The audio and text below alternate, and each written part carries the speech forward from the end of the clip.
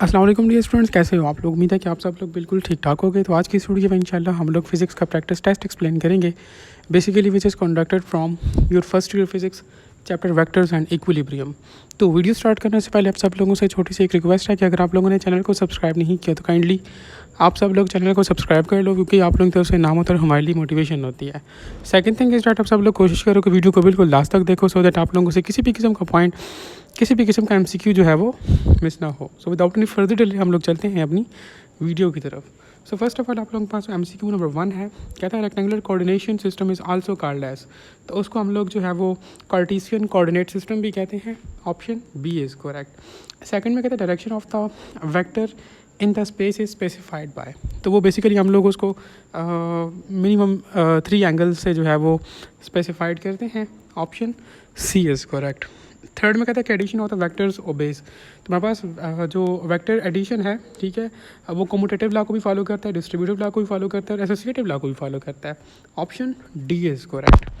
Fourth में कहता है कि in which quadrant the two rectangular components of the vector have same signs, तो आप लोगों के पास जो फर्स्ट क्वाड्रेंट होता है उसमें सारी वैल्यूज़ पॉजिटिव होती हैं, ठीक है। थर्ड वाले में सारी वैल्यूज़ नेगेटिव होती हैं, ठीक है। तो हम लोग कह सकते हैं कि हमारे पास फर्स्ट और थर्ड में जो है वो सेम साइंस वाले जो है वो वेक्टर्स आते हैं। Option C is correct. Fifth में कहता है कि if the east west north south up and down are representing the direction of the unit vectors, then east और साउथ जो है वो कहता है कि हैज़ द डायरेक्शन अलोंग। देखो आप लोगों के पास ये फिगर में शो हो रहा होगा, न्यूज़ जो हम लोग ड्रा करते हैं, न्यूज़ बेसिकली डायरेक्शन शो करती हैं। N stand for north, E stand for east, W stand for west and S stand for south। ये आप लोग फिगर में देख सकते हो। हमारे पास अब यहाँ पर उसने ईस्ट और साउथ का पूछा है, ठीक है। तो ये हमारे पास जो है वो डाउनवर्ड डायरेक्शन को शो करती है। Option C is correct. 6 में कहता है कि null vectors is a vector which has, हमारे पास जो नल वेक्टर होता है उसका मैग्नीट्यूड 0 होता है और उसकी जो है वो कोई स्पेसिफाइड डायरेक्शन नहीं होती। Option C is correct. 7 में कहते हैं magnitude of the cross product is equals to the dot product between them, the angle between the two vectors is, तो हमारे पास जब थीटा 45 होता है तो उस वक्त आप लोगों के पास जो क्रॉस प्रोडक्ट होता है वो डॉट प्रोडक्ट के इक्वल होता है। सोल्यूशन नीचे आप लोगों के पास गिवन है, इसको आप लोग देख सकते हो।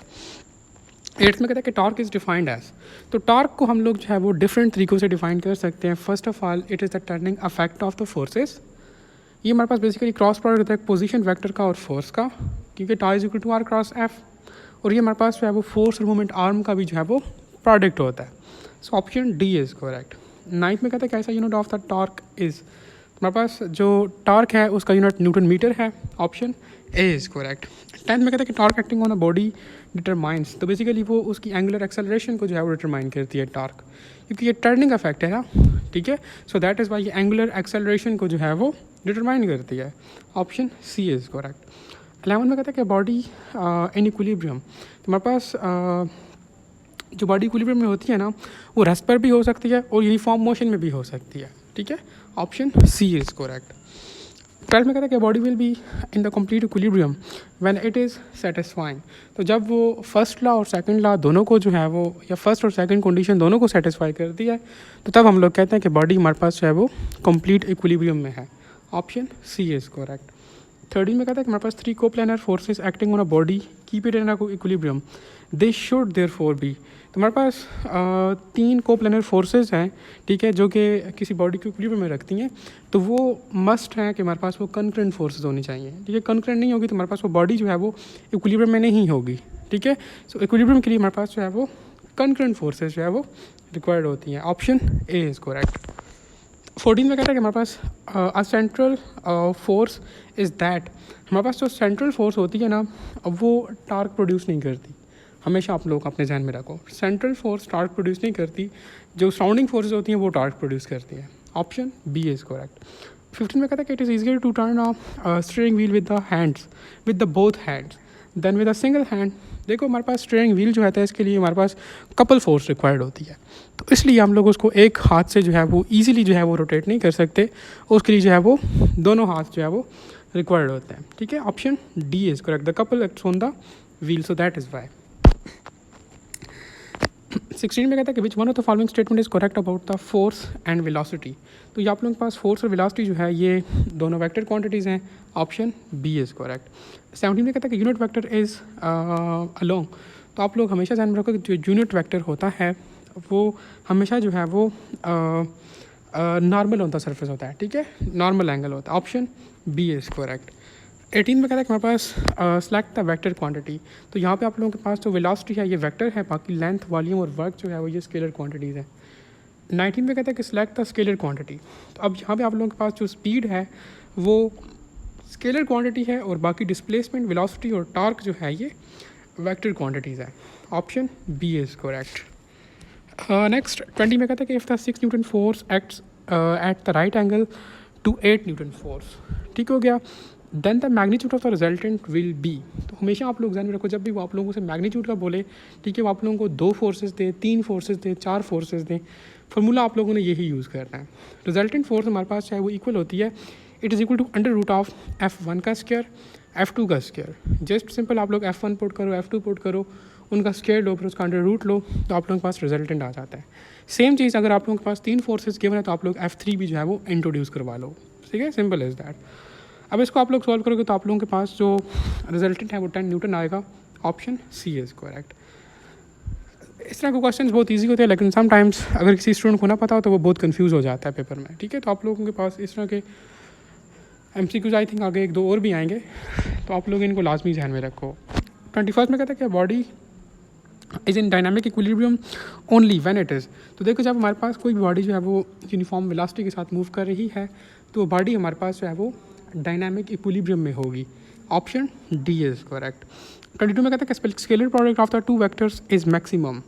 तो हमेशा आप लोग ध्यान रखो कि हमारे पास स्केलर प्रोडक्ट जो है वो किसी भी 2 वेक्टर का वो मैक्सिमम कब होगा, जब हमारे पास वो 2 वेक्टर्स जो है हमारे पास आपस में पैरेलल होंगे, ठीक है, ऑप्शन ए इज़ करेक्ट। क्योंकि हमारे पास A B cos of theta होता है, कॉज ऑफ थीटा होता है, ठीक है, और वेक्टर जो है वो आप लोगों के पास वेक्टर प्रोडक्ट वो साइन ऑफ थीटा होता है, option A is correct. Next 23 में कहता है कि which one of the following forces can be added to get the zero resultant. तो इस तरह के MCQs को सॉल्व करने के लिए एक ट्रिक है, ठीक है। आप लोगों ने क्या करना है कि पहली दो अब देखो आप लोगों के पास हर ऑप्शन में 3-3 फोर्सेस गिवन है। अब इस फोर्स में से आप लोगों ने बताना है कि हमारे पास जो है वो कौन सी फोर्स ऐसी है जिसको हम लोग जो है वो ऐड करें तो हमारे पास रिजल्टेंट जो है वो 0 आएगा। तो इसके लिए जस्ट सिंपल है, आप लोग जो पहली 2 फोर्सेस गिवन होंगी उस ऑप्शन में उनको ऐड करोगे और उस वैल्यू को जो है वो जो आप लोगों के पास आंसर आएगा उसको आप लोग कंपेयर करोगे अपनी थर्ड वैल्यू के साथ, ठीक है। अगर तो आप लोगों के पास पहली 2 का सम जो है वो थर्ड वैल्यू से ग्रेटर आ गया, सो दिस मीन्स दैट आप लोगों के पास जो है वो उस जो फोर्सेस हैं इनका रिजल्टेंट जो है वो 0 होगा। अब आप लोग ऑप्शन ए को देखो, हमारे पास यहाँ पर 3, 7 और 11 न्यूटन है। अगर आप लोग 7 और 3 को ऐड करो तो आप लोगों के पास ये 10 न्यूटन बनता है, और 10 हमें पता है कि हमारे पास 11 से लेस है। ऑप्शन बी में देखो 4 + 6 10 होता है, और 10 हमारे पास जो है वो फोर्स नंबर 3 विच इज़ 8 उससे ग्रेटर है। सो हम लोग कह सकते हैं कि हमारे पास ये जो ऑप्शन बी है, ठीक है, इनका हमारे पास जो रिजल्टेंट होगा वो 0 होगा। आप लोग इस तरह से ऑप्शन सी और डी को भी देख सकते हो, ठीक है। तो जिस भी ऑप्शन का जो है वो उसमें पहली 2 फोर्सेस का सम जो है वो ग्रेटर आया थर्ड वन से, तो वहाँ पर जो आप लोग आंखें बंद करके बोलो कि इस ये जो है वेक्टर्स हैं इनका रिजल्टेंट जो है वो 0 होगा, ठीक है। 24 में कहता है कि 2 forces of the 25 newton and 75 newtons are acting on the body, the net force on the body could be. अब इसको भी सॉल्व करने के लिए आप लोगों के पास एक सिंपल सी ट्रिक है। आप लोगों ने क्या करना है, आप लोगों ने पहले 75 और 25 को ऐड करना है, ठीक है, आप लोगों के पास 100 आ जाएगा। फिर आप लोगों ने क्या करना है कि इनको माइनस करना है, ठीक है। अब आप लोग माइनस करोगे तो आप लोगों के पास फिर भी एक वैल्यू आएगी, ठीक है।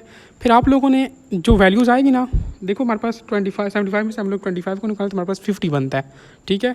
और अगर हम लोग इनको ऐड करें तो 100 बनता है। अब आप लोग देखो कि 50 और 100 के इन बिटवीन कौन कौन सी वैल्यूज़ हैं, ठीक है। ऑप्शन ए को देखो 30 50 से लेस है, 45 भी 50 से लेस है, लेकिन 60 जो है हमारे पास ये 50 और 100 के इन बिटवीन आ रहा है। सो हम लोग बोलेंगे कि हमारे पास ये जो है 2 forces of 25 newton and 75 Newton acting on the body, तो इनका हमारे पास जो नेट फोर्स होगी वो 60 न्यूटन होगी, ठीक है, ऑप्शन सी इज़ करेक्ट। तो इस तरह की ट्रिक्स होती हैं, इस तरह के जो कम्पिटिटिव एग्जाम्स होते हैं लाजमी नहीं है कि आप लोग जो है वो इस तरह के क्वेश्चंस को बिल्कुल एक प्रॉपर मेथड से सॉल्व करो, ठीक है, और उससे फिर टाइम वेस्ट होता है।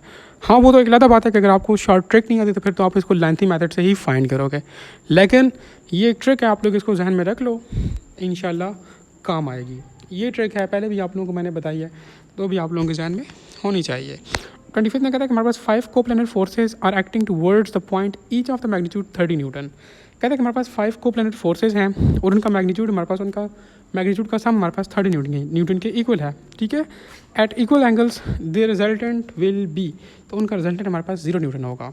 क्यों? क्योंकि हमारे पास all the angles are equals when the forces are added by the head to tail rule will form the close pentagon. तो हमारे पास रिजल्टेंट जो है वो नल वेक्टर ही होगा, ठीक है, क्योंकि एंगल्स भी सेम है, ठीक है, तो वो एक दूसरे का फैक्टर कैंसिल करेंगे, सो हमारे पास ओवरऑल जो रिजल्टेंट होगा वो 0 न्यूटन होगा। Option A is correct. 26 में कहता है कि हमारे पास 2 forces of the 30 newton and 40 newton are acting at perpendicular to each other, the resultant should be. तो अब वही रिजल्टेंट की बात कर रहा है। मैंने आपको पहले भी कहा कि रिजल्टेंट आप लोग हमेशा अपने ध्यान में रखो कि it is equal to the under root of F1 का स्क्वायर प्लस F2 का स्क्वायर। Simple is that. आप लोग F1 पुट करो 30 न्यूटन, F2 पुट करो 40 न्यूटन, इनका स्क्वायर लो, फिर वो उनको आपस में ऐड करो, फिर उसका अंडर रूट लो, तो आप लोगों के पास रिजल्टेंट आ जाएगा। Option C is correct. 27 में कहता है कि the reverse process of the vector addition is. तो आप लोगों के पास वेक्टर एडिशन का रिवर्स प्रोसेस जो है वेक्टर रेजोल्यूशन है। Option A is correct. 28 में कहता है कि वेक्टर हैविंग द मैग्नीट्यूड, तो हमारे पास ऐसा वेक्टर जिसका सिर्फ मैग्नीट्यूड हो, कोई डायरेक्शन ना हो, तो उसको हम लोग जो है वो यूनिट वेक्टर कहते हैं, ठीक है। ये वेक्टर की बात कर रहा है, ओवरऑल उसकी बात नहीं कर रहा, ठीक है। नेक्स्ट 29 पे कहते हैं कि product of the velocity and mass, तो हमारे पास मास और वेलोसिटी के प्रोडक्ट को हम लोग मोमेंटम कहते हैं, P is equal to mv। Option A is correct. 30 में कहता है कि हमारे पास the vector product of the 2 vectors is also called as, तो उसको हम लोग जो है वो क्रॉस प्रोडक्ट भी कहते हैं, ठीक है। वेक्टर प्रोडक्ट को हम लोग क्रॉस प्रोडक्ट कहते हैं और स्केलर प्रोडक्ट को हम लोग डॉट प्रोडक्ट कहते हैं। Option D is correct. So ये था आप लोगों के पास practice test from chapter scalars and vectors and equilibrium. उम्मीद है कि आप लोगों ने काफ़ी कुछ सीखा होगा। कोई क्वेश्चन वगैरह तो आप लोग कमेंट सेक्शन के अंदर पूछ सकते हो। Thank you.